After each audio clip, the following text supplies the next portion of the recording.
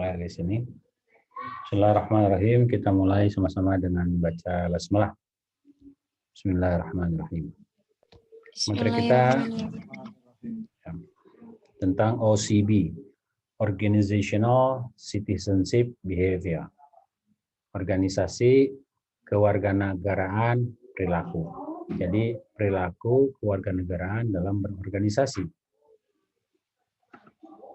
Apa itu OCB? Nah, kinerja ekstra role. Ekstra role itu peran ekstra yang terpisah dari kinerja in role. In role itu adalah sesuai dengan job deskripsi atau kinerja yang di dalam organisasi.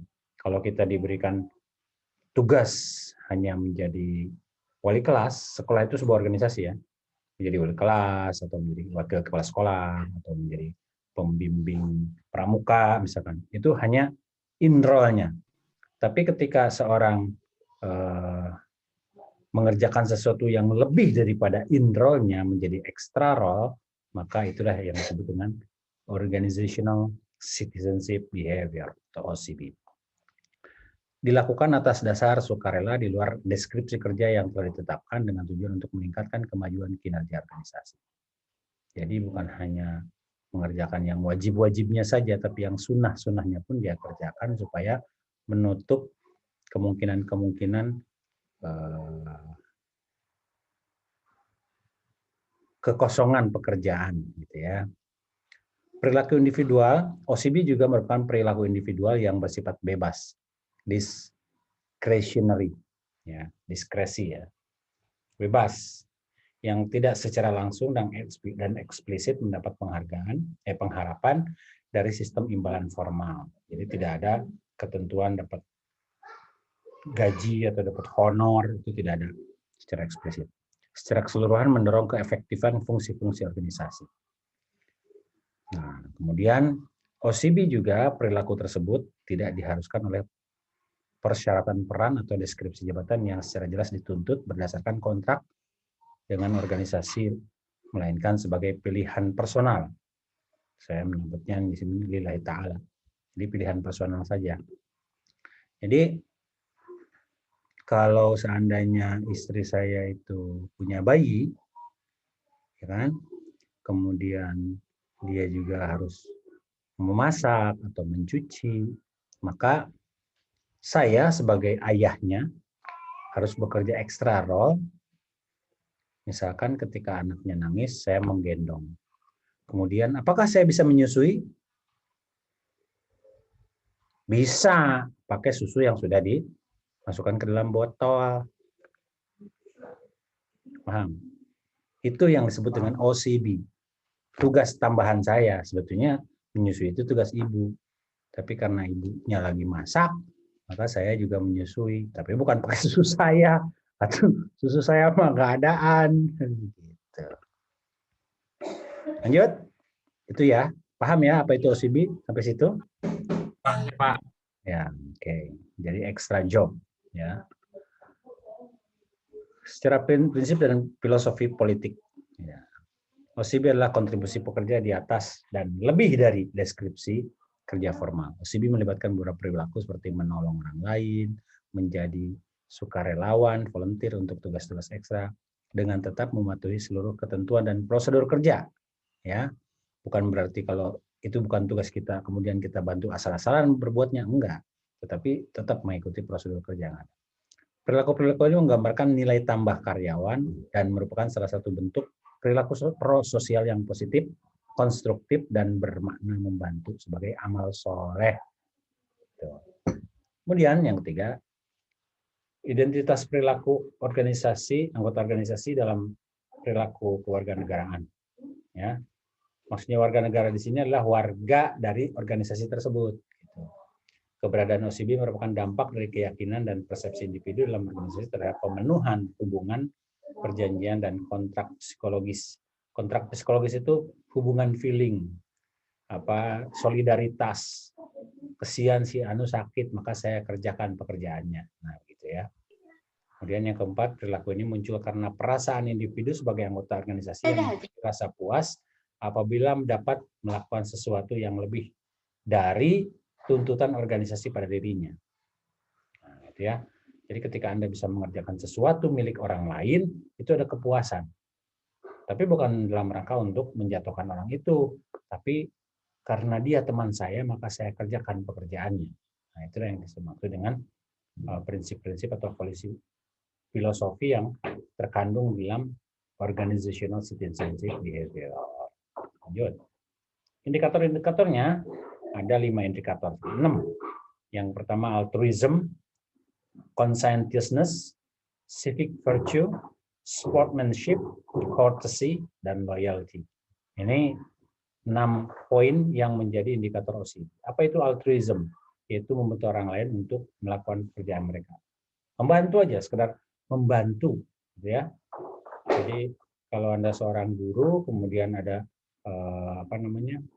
ada teman Anda yang menjadi pembina upacara yang tidak hadir, maka Anda menggantikan posisi dia sebagai pembina upacara, membantu dia, tapi pada sejatinya menjalankan tugas organisasi. Kemudian conscientiousness ya, yaitu tentang kinerja dari prasyarat peran yang melebihi standar minimum, misalkan tidak absen di hari kerja.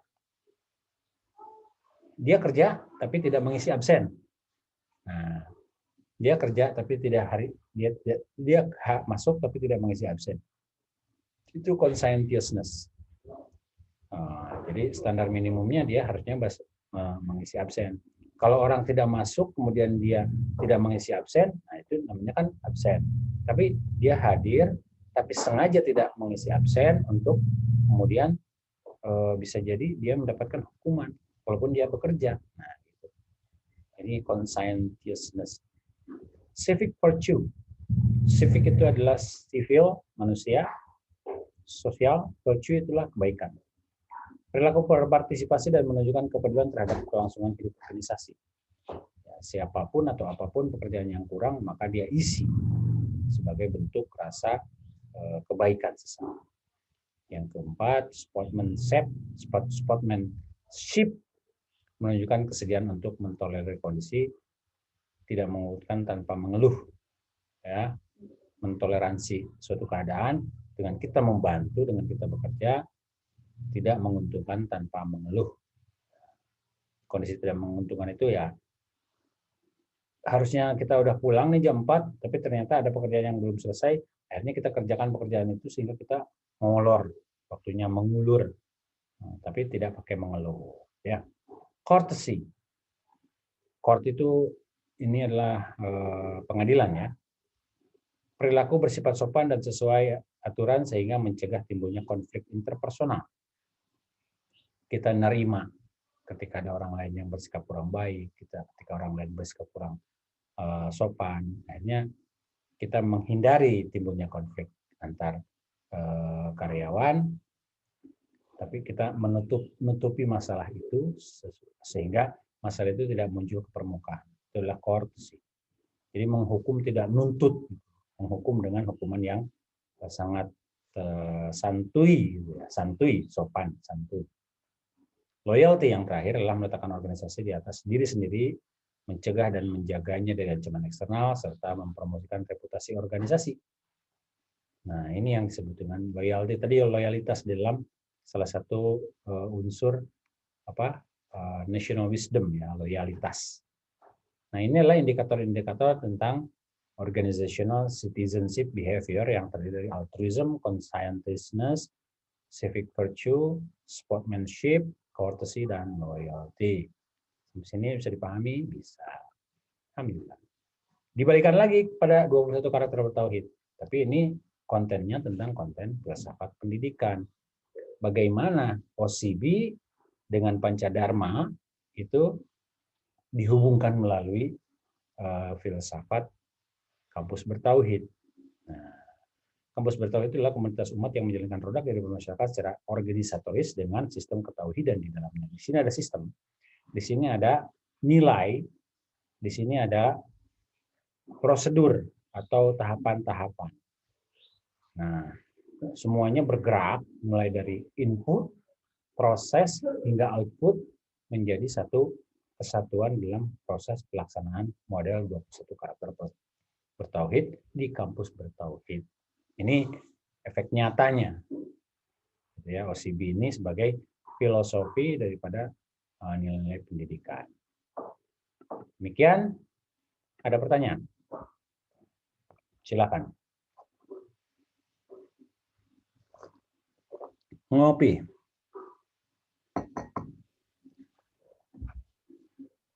Dian Herlian Hakim, silakan. Ini Pak, tentang Pancadharma sama OCB itu hubungannya ini bukan Pak? Apa ya? Bisa lupa lagi. Hubungan gimana? Lupa, sebentar Pak. Saya lupa Pak.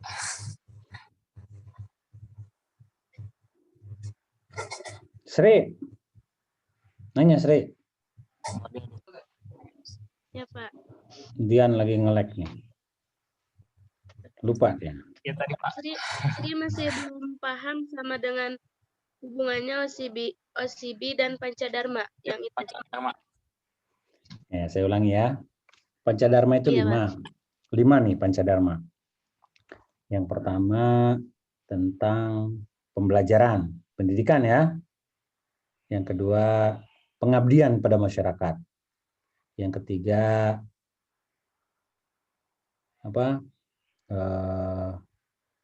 penelitian atau riset. Nanti antum akan melaksanakannya ketika sudah mau selesai kuliah, yaitu dengan skripsi peneliti. Yang keempat adalah profesionalitas, menjadi orang yang profesional. Dan yang kelima adalah ketauhidan itu sendiri, menjalankan seorang hamba, abdullah, dan menjalankan seorang pemimpin, khalifatullah. 5 ya. Ini 5 Pancadharma. Pancadharma ini dilakukan oleh seluruh insan sivitas akademika, seluruh mahasiswa ataupun dosen. Oke, paham? Paham situ? Nah, dari situ ada lagi 6 poin atau 6 indikator sebagai indikator-indikator yang menuju kepada organizational citizenship behavior atau perilaku budaya berorganisasi yang melebihi kapasitasnya. Kalau dalam agama Islam itu ada namanya at-tatawu'at, salat tatawwu', salat sunat, gitu ya. Kita wajib hanya 5 perkara saja, 5 waktu saja, subuh, zuhur, asar, maghrib, isya. Tapi orang yang memiliki OCB, dia bukan hanya melaksanakan 5 waktu saja, dia sholat duha. Sholat duha pun nggak sembarangan, dia 12 rakaat, 10 rakaat dia sholat duhanya. Kemudian ketika mau melaksanakan sholat zuhur, sebelum azan dikumandangkan, dia sudah duduk di masjid dalam keadaan sudah berwudu, sudah bersuci. Dia sholat sunat 2 rakaat, 4 rakaat. Atau sholat qobliyah. Kemudian selesai sholat berjamaah, dia sholat lagi, sholat ba'diyah. Nah, yang sholat 4 rakaat sebelum zuhur dan sholat sunat ba'da zuhur itu disebut dengan OCB. Melebihi kapasitasnya, melebihi kewajibannya. Tidak melaksanakan tidak apa-apa. Tapi kalau melaksanakan, Anda mendapatkan nilai lebih. Demikian juga asar, ba'diyah nggak ada tapinya ya. Maghrib, isya, atau tengah malam bangun tiba-tiba jam 2, jam 3 udah bangun. Melakukan sholat tahajjud bihi nafilatan laka asa ayyab'atsaka rabbuka maqaman mahmudan. Ya. Wa minal laili fatahajjad bihi nafilah. Apa artinya nafilah? Nafilah itu nilai tambah. Nilai tambah. Nah, nilai tambah inilah yang dimaksud dalam OCB. Organizational Behavior, Organizational Citizenship Behavior, itu ada nafilah, nilai tambah. Anda bisa lihatlah, nggak usah dalam organisasi sebagai kampus bertauhid, sebagai warga pesantren misalkan. Ada orang yang mengerjakan kerjaannya saja. Tapi ada juga teman kita yang mengerjakan lebih daripada apa yang menjadi kewajibannya. Tugasnya menjaga asrama, bulis, harisul mantiqoh atau harisul maskan, ya.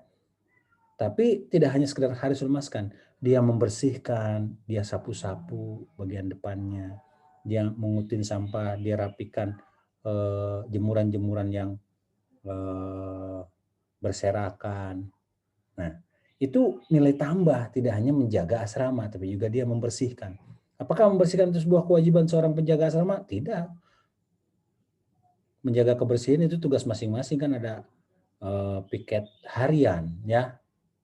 Nah, ketika membersihkan, orang yang jaga asrama itu membersihkan, merapikan, nah itu adalah karakter OCB. Karakter altruism, membantu orang. Karakter loyalty, dia punya loyalitas terhadap tempat yang dia tempati, asrama yang dia tempati. Kenapa? Karena kalau nggak dibersihkan, siapa lagi yang membersihkan? Ini tempat saya kok. Gitu. Demikian juga conscientiousness. Nah, conscientiousness. Itu poin-poin, ada 6 poin tadi. Nah, jadi hubungannya apa? Ini pekerjaan wajib.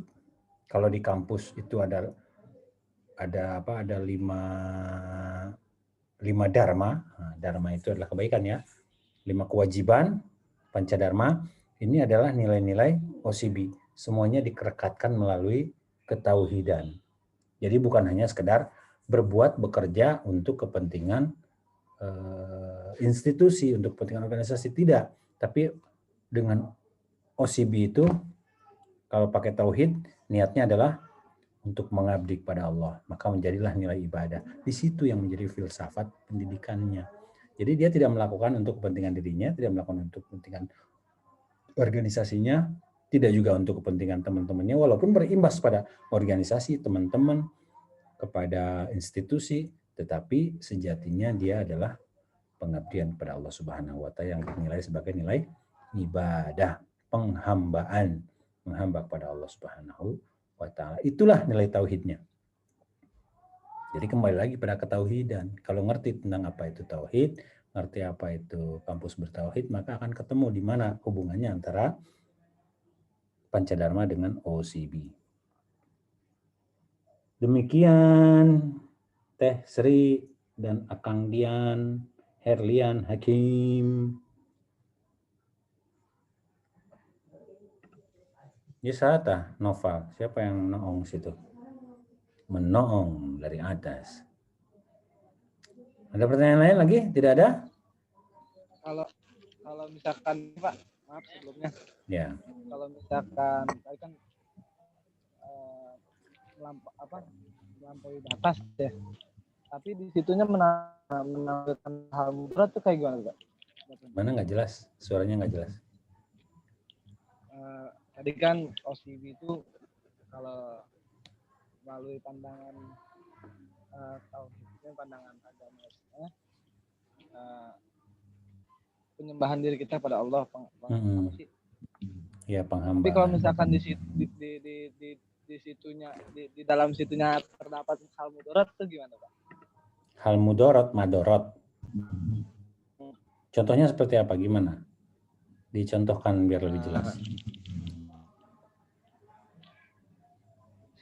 Dia membantu,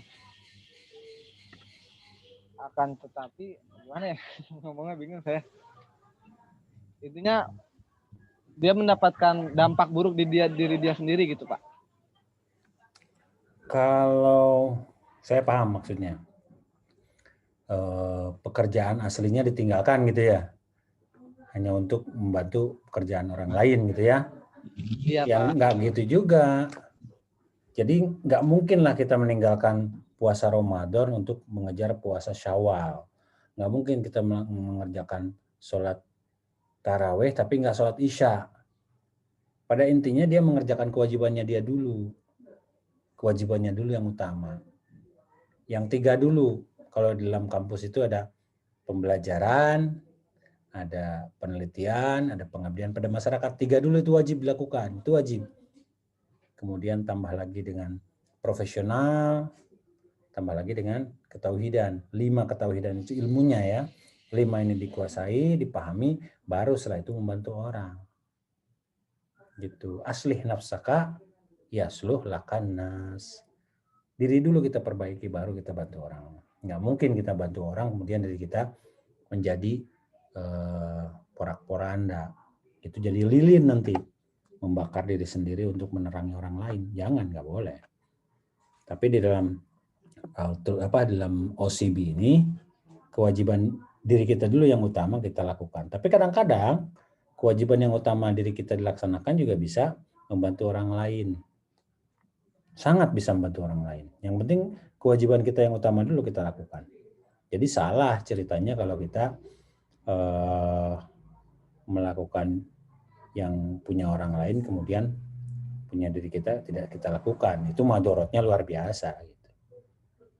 Gitu ya. Itu sama seperti cerita tentang ada tetangga gitu ya. Tetangga itu kalau mau pergi ke kantor, suaminya itu sangat romantis sama istrinya. Istrinya itu selalu dicium sebelum pergi kantor. Itu tetangga. Akhirnya istri kita bilang, "Pak, kayak tetangga dong itu." Istrinya kalau mau pergi ke kantor itu istrinya selalu mencium kayak gitu. Kan romantis kayak gitu. Terus kata suaminya bilang, "Papa juga pengen kayak gitu. Tapi kalau kayak gitu nanti takut suaminya marah," katanya gitu. Pernah dengar cerita kayak gitu? Ya itu istri orang bukan istri kita. Nggak boleh kayak gitu. Istri kita dulu lah. Kalau kayak gitu jawabannya itu artinya selingkuh. Nauzubillah. Rusak gitu, salah jadinya. Oke, sampai sini. Ada pertanyaan lain yang lagi?